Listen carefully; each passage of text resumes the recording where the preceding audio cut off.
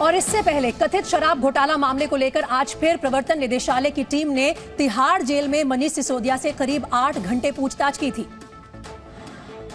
जिसके लिए प्रवर्तन निदेशालय के अधिकारी आज सुबह सुबह दिल्ली की तिहाड़ जेल पहुंचे, जहां दिल्ली के पूर्व डिप्टी सीएम मनीष सिसोदिया से कथित शराब घोटाले मामले में सवाल किए गए। इससे पहले मनीष सिसोदिया से ईडी की टीम ने पिछले मंगलवार को भी पूछताछ की थी। मनीष सिसोदिया से तब करीब 6 घंटे तक सवाल जवाब किए गए थे। आम आदमी पार्टी ने आरोप लगाया है कि उनके नेताओं के खिलाफ साजिश रची जा रही है, जिस पर बीजेपी ने पलटवार किया है। चोट करप्शन पे लग रही है, चीख इनकी निकल रही है। मनीष सिसोदिया की जमानत याचिका पर 10 मार्च को सुनवाई होनी है। तो जहां एक तरफ दिल्ली के पूर्व deputy CM Manish Sisodia Tihar jail में बंद हैं, वहीं दूसरी तरफ जेल के बाहर उनकी सुरक्षा को लेकर आम आदमी पार्टी लगातार सवाल उठाती दिखी। इसके लिए आम आदमी पार्टी ने आरोप लगाया कि तिहाड़ जेल में बंद दिल्ली के पूर्व डिप्टी सीएम मनीष सिसोदिया की हत्या कराई जा सकती है। आम आदमी पार्टी नेता सौरभ भारद्वाज ने आरोप लगाया कि जेल में मनीष सिसोदिया के साथ खतरनाक कैदियों को रखा गया है। दिल्ली के खतरनाक क्रिमिनल्स, अपराधी, पेशेवर अपराधी, कुछ तो इतने मानसिक तौर पे बीमार हैं कि आप उनको इशारा कर दीजिए वो किसी का भी मर्डर कर सकते हैं। वो सब लोग उसी जेल में। सौरभ भारद्वाज ने केंद्र सरकार और बीजेपी पर हमला करते हुए कहा कि बीजेपी राजनीतिक तौर पर आम आदमी पार्टी को हरा नहीं पाई तो हमारे नेताओं की हत्या की साजिश रची जा रही है। क्यों दिल्ली के उप मुख्यमंत्री मनीष सिसोदिया के इतने नजदीक इस तरीके के गैंगस्टर्स को, इस तरीके के क्रिमिनल्स को रखा जा रहा है? तिहाड़ जेल प्रशासन ने कहा है कि सिसोदिया की सुरक्षा का खास ध्यान रखा गया है और उनके वार्ड में कोई गैंगस्टर नहीं है। मनीष सिसोदिया को लेकर आम आदमी पार्टी के आरोपों पर बीजेपी सांसद मनोज तिवारी ने पलटवार किया। उन्होंने कहा कि दिल्ली की जेलों का विभाग दिल्ली सरकार के तहत आता है। ऐसे में केजरीवाल कैबिनेट के एक पूर्व मंत्री को जेल के अंदर कैसे जान का खतरा हो सकता है? बीजेपी सांसद मनोज तिवारी ने कहा कि मनीष सिसोदिया सीएम अरविंद केजरीवाल के कई राज जानते हैं। मनोज तिवारी ने सवाल किया कि क्या अरविंद केजरीवाल अपने रहस्यों का खुलासा करने से रोकने के लिए मनीष सिसोदिया को मारने की साजिश रच रहे हैं? इसमें वो अरविंद केजरीवाल जी के जो राज जानते हैं वो बता सकते हैं। कहीं इससे अरविंद केजरीवाल डर तो नहीं गए हैं और मनीष सिसोदिया को रास्ते से हटाना तो नहीं चाहते हैं? बीजेपी ने कहा है कि जेल में बंद आम आदमी पार्टी के नेता सत्येंद्र जैन के बारे में भी पहले अफवाह फैलाई गई थी, लेकिन वो जेल में मसाज ले रहे थे, वो भी खूंखार अपराधी से। सुना था पहले सत्येंद्र जैन के बारे में भी क्या कहा जा रहा था, कैसे रह रहे हैं, उनका वेट कम हो गया। पता चला वो तो बाकायदा मसाज पार्लर चल रहा था। बीजेपी ने पूरे मामले में साजिश की आशंका जताते हुए तिहाड़ जेल अधिकारियों से मनीष सिसोदिया को सर्वोत्तम सुरक्षा मुहैया कराने की अपील की। दिल्ली के कथित शराब घोटाला मामले में तेलंगाना के मुख्यमंत्री के चंद्रशेखर राव की बेटी के कविता भी फंसती दिख रही है। प्रवर्तन निदेशालय ने उन्हें आज पूछताछ के लिए बुलाया था, लेकिन तेलंगाना के मुख्यमंत्री के चंद्रशेखर राव की बेटी के कविता अब प्रवर्तन निदेशालय के सामने 11 मार्च को पेश होंगी। के कविता ने प्रवर्तन निदेशालय से 16 मार्च का समय देने की गुजारिश की थी, लेकिन उनकी मांग खारिज कर दी गई। भारत राष्ट्र समिति पार्टी की नेता ने कहा कि पता नहीं वो किस जल्दबाजी में है। एनफोर्समेंट डायरेक्टरेट ने नोटिस दिया और बोले कि आपको 9 मार्च को आना है। तो हमने कहा हमारा एक कार्यक्रम है, हम 16 मार्च को आएंगे, ऐसा हमारा रिक्वेस्ट था, लेकिन पता नहीं उनको क्या जल्दबाजी। के कविता ने कहा कि उन्होंने कुछ भी गलत नहीं किया है और वो ईडी का सामना करेंगी। बीआरएस नेता ने आरोप लगाया कि जहां भी चुनाव है वहां पीएम मोदी से पहले ईडी पहुंच जाती है। तो अभी एफर्ट ये है कि किसी भी तरीके से ईडी डाल दो, धमका दो, डरा दो, लेकिन हम भी मोदी जी से और भारतीय जनता पार्टी से और पूरे देश की जनता से बता दें कि हम डरने वालों से नहीं हैं। के कविता ने आरोप लगाया कि उनकी पार्टी के 15-16 नेताओं को टारगेट किया जा रहा है। वहीं भारत और ऑस्ट्रेलिया के बीच बॉर्डर गावस्कर ट्रॉफी के चौथे और आखिरी टेस्ट मैच की शुरुआत अहमदाबाद में यादगार बन गई। इस मैच का गवाह बनने दुनिया के सबसे बड़े क्रिकेट स्टेडियम में दोनों देशों के प्रधानमंत्री पहुंचे।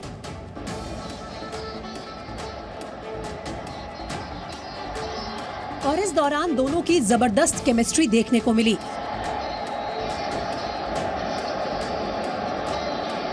पीएम मोदी और ऑस्ट्रेलिया के प्रधानमंत्री एंथनी एल्बनीज एक साथ स्टेडियम पहुंचे, जहां दोनों टीमों के कप्तान रोहित शर्मा और स्टीव स्मिथ उन्हें मैदान में लेकर पहुंचे।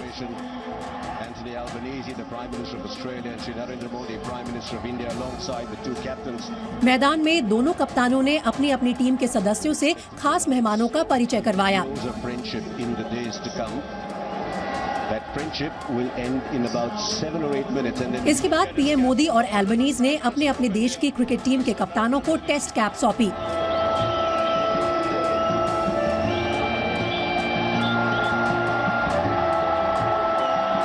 और फिर इन चारों ने एक दूसरे का हाथ पकड़कर हवा में उठाकर दोनों मुल्कों की मजबूत होती दोस्ती का इजहार किया।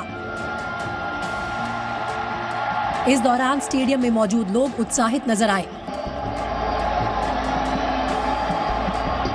इससे पहले पीएम मोदी और एंथनी एल्बनीज ने गोल्फ कार्ट पर सवार होकर पूरे स्टेडियम का चक्कर लगाया और इन दो खास मेहमानों को इतना करीब देख मैदान में मौजूद दर्शकों ने तालियां बजाकर स्वागत किया।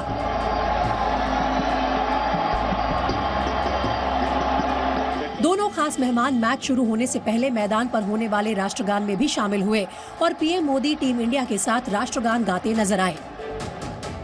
राष्ट्रगान के बाद भारत और ऑस्ट्रेलिया के प्रधानमंत्री मैदान से तो बाहर आ गए, लेकिन क्रिकेट के जरिए दोनों देशों की दोस्ती को मजबूत करने वाले खिलाड़ियों का हुनर देखने के लिए स्टेडियम में ही रुके रहे। दोनों खास मेहमान आम दर्शकों की तरह स्टेडियम में बैठ गए और करीब आधे घंटे तक दोनों प्रधानमंत्री कभी एक दूसरे से बातें करते, कभी साथ साथ चाय की चुस्की लेते, तो कभी सेल्फी लेते दिखे। चूंकि दो देशों के सबसे ताकतवर नेता अचानक क्रिकेट के एम्बेसडर की भूमिका में नजर आए, इसलिए इन दोनों मेहमानों को मेजबान बीसीसीआई ने सम्मानित भी किया।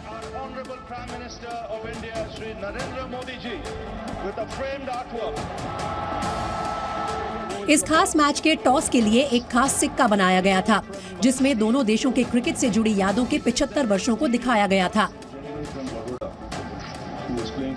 टॉस के बाद रवि शास्त्री ने पीएम मोदी और ऑस्ट्रेलियाई पीएम को भारतीय क्रिकेट से जुड़ी खास यादों के बारे में बताया और उसकी तस्वीरें भी दिखाई।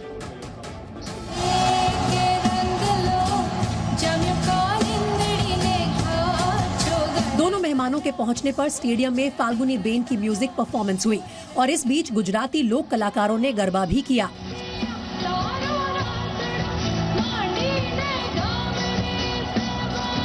करीब आधे घंटे तक मैच का लुत्फ उठाने के बाद पीएम मोदी और एंथनी एल्बनीज राजभवन के लिए लौट गए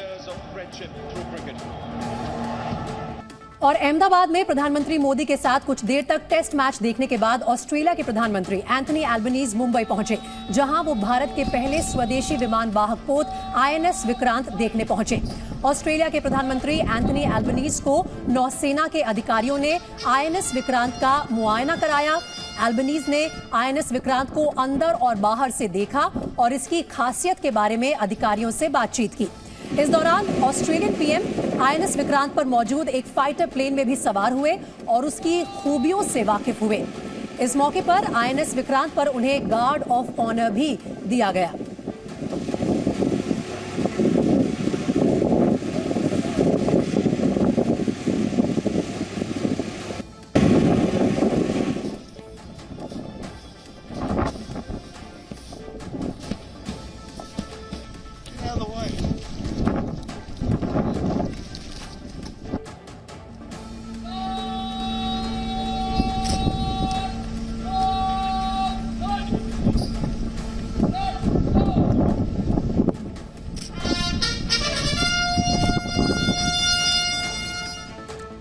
अमेरिकी खुफिया एजेंसियों ने चीन के नापाक मंसूबों से आगाह करने वाली एक रिपोर्ट जारी की है, जिसके मुताबिक भारत और चीन के बीच तनाव बढ़ने के साथ एक बार फिर से संघर्ष की स्थिति पैदा हो सकती है। अमेरिकी खुफिया तंत्र के वार्षिक खतरे का आकलन करने वाली इस रिपोर्ट में आशंका जाहिर की गई है कि 2020 से दोनों देशों के बीच शुरू हुआ सीमा विवाद आगे भी कम नहीं होगा। यही नहीं, रिपोर्ट में दावा किया गया है कि भारत और चीन के बीच LAC पर सेना के विस्तार से टकराव के हालात बनेंगे। नए साल यानी 2023 में छोटे मोटे संघर्ष के बाद भारत चीन के बीच विवाद बढ़ने की संभावना है। इसकी वजह से दोनों देशों के बीच सशस्त्र टकराव का जोखिम बढ़ सकता है। हालांकि भारत और चीन बॉर्डर पर तनाव कम करने को लगातार बातचीत कर रहे हैं। अधिकारियों के साथ सैन्य वार्ता के जरिए हालात सामान्य करने की कोशिश हो रही है।